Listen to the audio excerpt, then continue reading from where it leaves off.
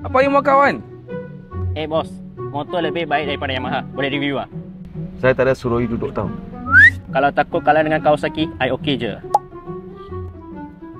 Belum try, belum tahu bro. Sport bike keluaran kebanggaan Kawasaki yang pernah ditindas oleh peminat-peminat dua roda. Itu dulu, sekarang kita king. Yang kini, hanya peminat tegar dapat memiliki. Kawan kasih ZX25. Guys. Oi, saya beli sendiri tau. Apa kawan kasih? Harga boleh beli CBR 650RR atau MT-07. Kenapa beli ini ya? Sebab boleh dek. Dengan enjin 250cc, liquid coolant, 4-in-line double overhead cam, ada quick shifter, fuel injection, 6-speed transmisi, ada assist and simple clutch, ada sport mode, remote, rider mode dan traction control dengan 35 horsepower dan 22 Nm torque, 0 hingga 100. Lebih laju daripada Yamaha. Nasib baik saya jenis yang penyabar ya. Top speed berapa? Lebih laju daripada Yamaha. Kau nampak dah pelembut ni. Sebelum dia singgah dekat muka kau, baik kau serius ya. Okey. Honda pun tak boleh ikut.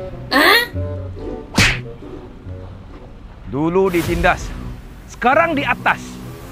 Motor ini pakai sport rim 17 inci, single disc depan, single disc belakang. Ada ABS guys. Pakai inverter Showa suspension, adjustable suspension belakang, single seat untuk orang yang pentingkan diri sahaja.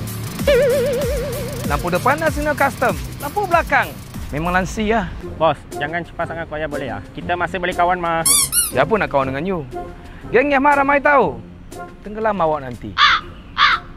Kau hati ya orang nak cakap apa. Yang penting kita ada gaya. Motor ini front and side winglet, air cover, inner cover, cover meter, intake cover, side cover, undertail, rear haga, lever guard kiri kanan, phone holder, bubble windscreen, slider, semua okey pakai punya. Bos, apa tu okey ya? Itu you tak perlu tahu.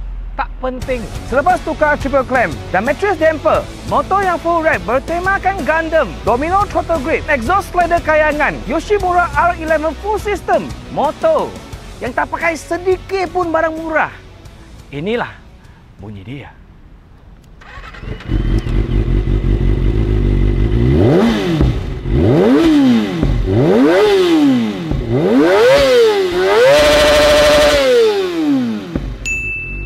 Bos, lebih baik daripada Yamaha kan? Yamaha tetap di hati! So guys, like, follow, comment, share untuk review motor seterusnya. Bos, apa macam? Mau beli satu ah? Lagi baik beli MT-07.